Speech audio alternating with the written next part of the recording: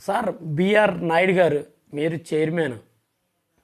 మీకు టీవీని నడపడం, దాంట్లో డబ్బులు ఎలా సంపాదడం తెలిసేమో, కానీ అక్కడ చిన్న చిన్న భక్తులు, కూలీనాలు చేసుకునే భక్తులు, అలాంటి వాళ్ళు వచ్చేసి గంటలు గంటలు కూర్చొని క్యూల్లో ఆ దేవుడు దర్శనం దొరికితే చాలు అని సంతోషపడతారు సార్. మధ్యతరగతి ప్రజలు మీలాగా విఐపీల గురించి ఆలోచించే మనుషులైతే కాదు. మీ గురించి మీరు ఏమనుకుంటున్నారో, మీ ఒక చైర్మన్ పదవి వచ్చింది నాకేమిలే అనుకుంటున్నారేమో, కానీ చైర్మన్ పదవికి అనర్హుడు మీరు. చైర్మన్ పదవికి మీరు సరైన వ్యక్తి కాదు.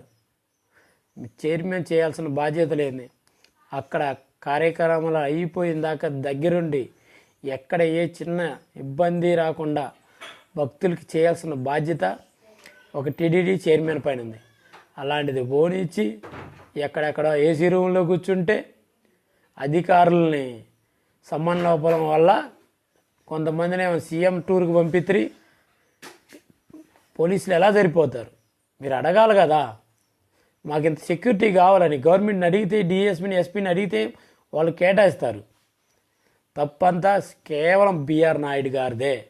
మీకు ఇద్దరు మళ్ళీ ఈవోలు దేనికి అడక్కనవ్వటానిక ఇంతమంది 6 ప్రాణాలు పోతుంటే చూస్తూ ఉన్న మీ పదవులు ఎందుకు సార్? మీకు